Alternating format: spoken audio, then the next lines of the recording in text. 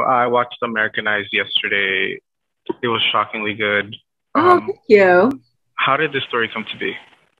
Oh, it's based on my own experiences. I'm fifth generation Chinese American, so I grew up in Oakland, California, and I felt like Oakland is a city where it's very prideful in their culture, and you gotta like really rep who you are and where you're from.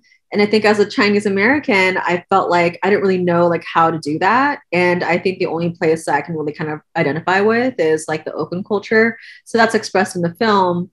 And a lot of the things in the film is actually really inspired by my true experiences that happened to me as a kid. Yeah, I know growing up in Los Angeles as a Hispanic, it was a little bit different than your experiences, but I felt like I went through similar situations. How difficult was it for you to write this down and then see this happening as you're filming?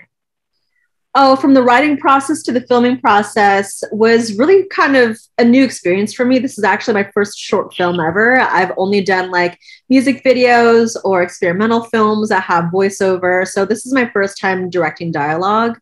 And I think, first of all, it was really hard to write the screenplay. It's really hard to talk about yourself.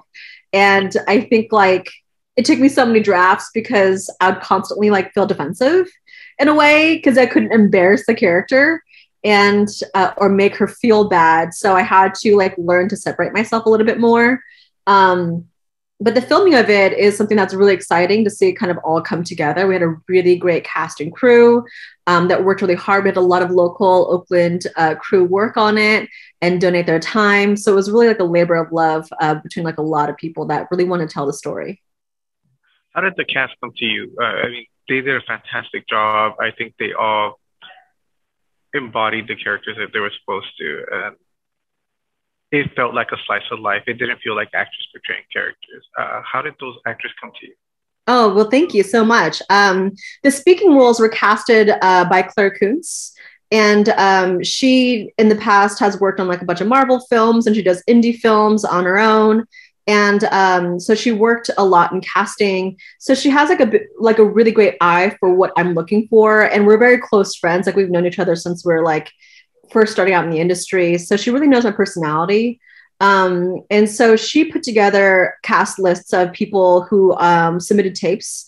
And of course, it's a short film. So not many people want to do short films. And it's also non-union. It's also low budget.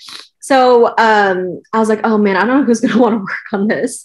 But luckily we had some really great submissions. This girl that played Tori, she's the one with the dreads and she dribbles the ball the most in the game. She's the team captain. She was at my table read because I knew her mom. And then Amber, I saw her audition tape.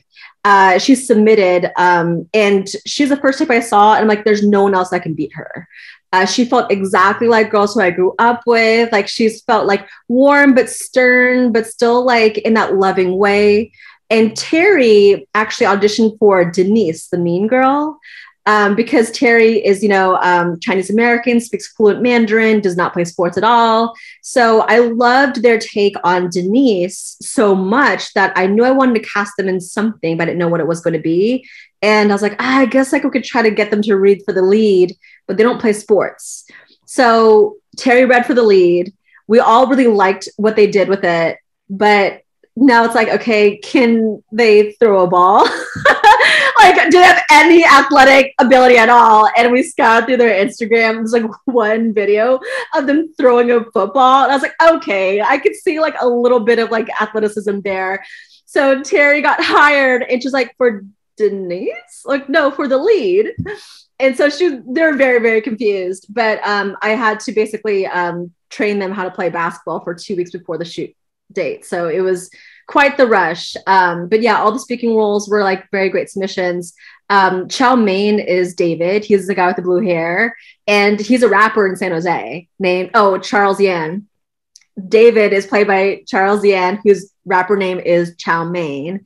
And he's like a Bay Area guy. Chinese American. I was like, man, if you can like encompass like what like Bay Area Asian dudes are kind of like with that swagger, it feels like chow mein. And Claire's like, why don't you just ask him? And I was like, there's no way that he's gonna do this. You know what I mean? And we asked him, he auditioned for it, and he was great. So I really liked working with him. And all the extras were all volunteers, all like the rally people were all volunteers. But the basketball teammates, I had to cast them from, because there's no team at Skyline. I had to cast them from dancers, tennis players, and volleyball players, and put them on a court and block them out. Because I used to dance. So I knew blocking, and I knew they understood as theater kids and as dancers, you know how to do your blocking. So the plays were written in the script, and then we just kind of like practiced a little bit of like the pacing of it. But the opposing team is Oakland High School, and they're real girls. That's the actual undefeated Oakland High School basketball team. And their coach, Orlando Gray, is like known across California for being like one of the lead and best coaches in California for youth sports. So we had a really great cast. Yeah.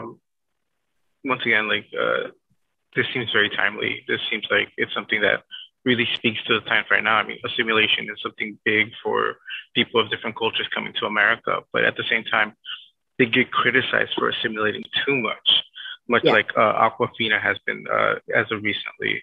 Because a lot of stuff happening with her. How do you feel having this film come out now that people can actually relate to it and see the real world perspective of it? I mean, I appreciate that a lot of cultures can really identify with it, whether they're Asian American or not, or mixed, or, you know, of other ethnicities that didn't feel like, who are mixed race, they feel like they didn't belong on either sides of their ethnic makeup. And assimilation is like a very like touchy subject. And I think it really hits me hard, because I feel like, you know, when people call me like whitewashed or Americanized, like I feel like it's an insult to my identity and me as a person. And it almost like lowers like who you are. And I'd always feel like it was a really huge insult. I think a lot of Asian Americans do, but you know, it is kind of the conversation. Like we are living, you know, here in America, and we do have like certain American cultural adaptations of like who we are, and why not? Like, why can't we? I mean, I'm fifth. So my great grandfather was born in California.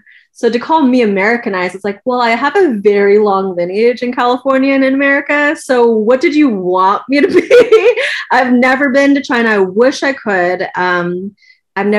We maybe visited my mom's side. They did, his village, but I don't have any connections. So it's really unfair to put that much pressure on people who are not white to say that you have to identify with your specific culture. I had a friend who was Mexican in high school too, that felt the same way. Like all of a sudden you're like whitewashed or Americanized. And it's like, but why is it the pressure on us?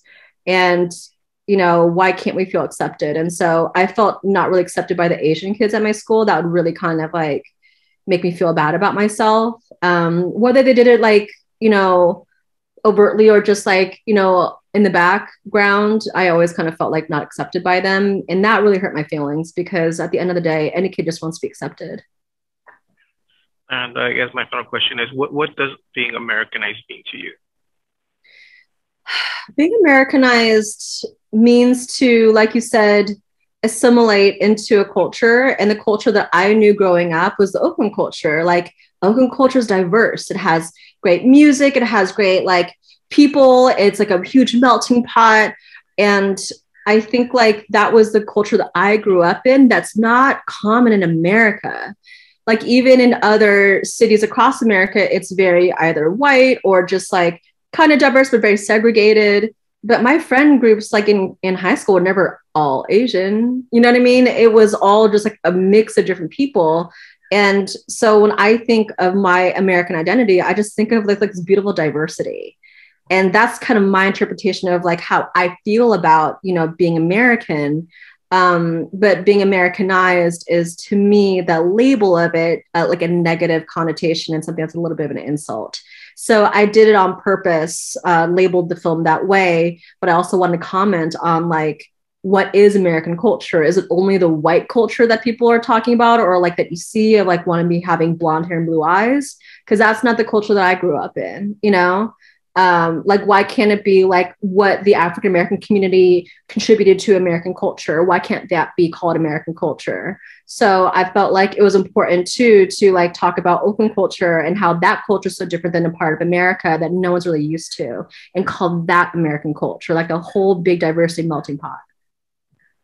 Awesome. Well, Americanized is amazing. I wish You. we could continue that journey of this character, because I really wish I could see more of what she goes through and how that story ends.